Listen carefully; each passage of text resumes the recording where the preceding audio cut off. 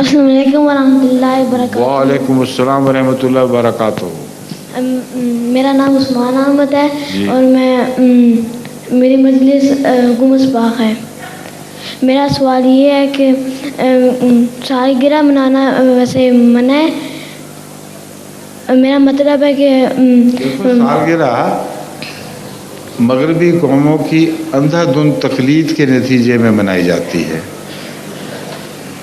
لیکن جس نبی کو یہ مانتے ہیں، جس کو خدا کا بیٹا کہتے ہیں، ان سے پوچھو کبھی اس کی سالگرہ منائی گئی تھی؟ کہیں گے نہیں. رسول اللہ صلی اللہ علیہ وآلہ وسلم کی کیا کبھی صحابہ نے سالگرہ منائی تھی؟ کبھی خلفاء نے سالگرہ منائی تھی؟ تو وہ لوگ جو زمین کا شاہکار ہیں، جن کی خاطر دنیا بنائی جاتی ہے، ان کی پیدائش کا دن تو نظروں سے غائب ہی رہتا ہے، کوئی سالگرہ نہیں مناتا. تو ہر الف بے نتھو خیرے کی سالگرہ منانے کا کیا مطلب ہے؟ جبکہ اکثر لوگ گندے ہی پیدا ہوتے ہیں، یعنی پیدا تو اچھے ہوتے ہیں مگر گندے لوگ بن جاتے ہیں. تو سالگرہ میں حکمت کیا ہوئی؟ کچھ بھی نہ ہوئی. اگر سالگرہ منانی اچھی بات تھی تو نبیوں کی منائی جانی چاہیے تھی، لیکن نبیوں نے نہ اپنی سالگرہ منائی، نہ پچھلے نبیوں کی منائی، نہ نبیوں کے غلاموں نے، آپ کے خاندانوں نے اپنے انبیاء کی سالگرہ منائی. اس لیے یہ سالگرہ منانے کا تصور لغو اور باطل ہے. سمجھ گئے؟ ہاں جی.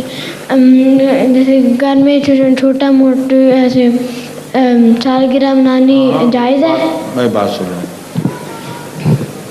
اگر دودھ میں ہاں جی بہت بڑا گند ڈال دو تم جی تو پی لو گے اس کو؟ نہیں. ہے نہیں، چھوٹا موٹا سا ڈال دو تو کیا حرج ہے؟ پی لو گے پھر؟ ہے نہیں. تو وہی بات ہے، چھوٹی موٹی سالگرہ، بڑی سالگرہ، یہ ایک ہی چیز کے دو نام ہیں. نہیں، میں مطلب ہے گھر میں. میں بھی بتا رہا ہوں، گھر میں بیٹھ کے دودھ میں 2-3 مکھیاں ڈال کے پی لو گے چھپ کے؟ کوئی نہیں دیکھ رہا ہے؟ تھوڑا سا ناک ڈال کے اندر پی لو گے دودھ کو؟ کوئی نہیں دیکھتا. تو جو بری بات باہر ہے وہ گھر میں بھی بری بات ہے، خواہ وہ زیادہ ہو خواہ تھوڑی ہو. ٹھیک ہے جی، شکریہ. میں نے تو آج تک کبھی سالگرہ نہیں منائی، مجھے تو پتہ ہی نہیں ہوتا میں کس دن پیدا ہوا تھا.